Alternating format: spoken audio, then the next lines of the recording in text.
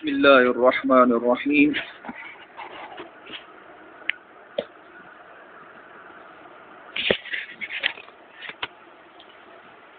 اس صورت میں اللہ تعالیٰ نے اپنی قدرت کاملہ اور حکمت بالغہ کی وہ نشانیاں بیان فرمائی ہیں جو نہ صرف پوری کائنات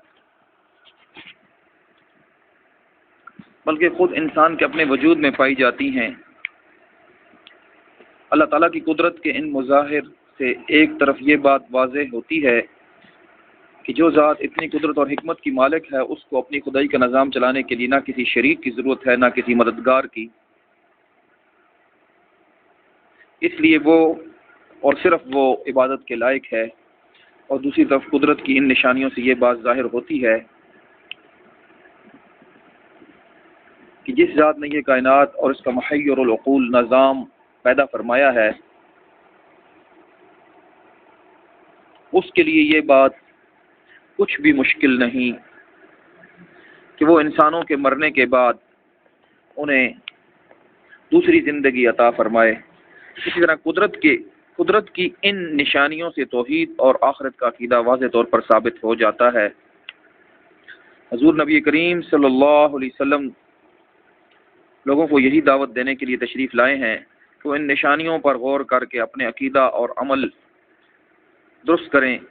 اس کے باوجود اگر کچھ لوگ اس دعوت کو قبول نہیں کر رہے ہیں تو وہ اپنا ہی نقصان کر رہے ہیں، کیونکہ اس کے نتیجے میں اللہ تعالیٰ کی طرف سے عذاب کے مستحق بن رہے ہیں۔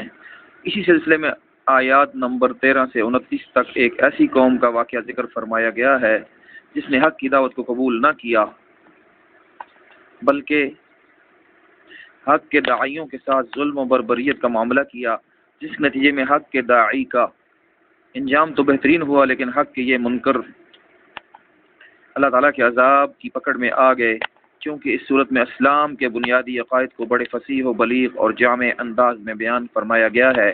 اس لیے حضور نبی کریم صلی اللہ علیہ وسلم سے منقول ہے کہ آپ نے اس صورت کو قرآن کا دل قرار دیا ہے۔ آسان ترجمہ قرآن مفتی تقی عثمانی صاحب دامت برکاتہم۔ سورہ یاسین کا تعارف۔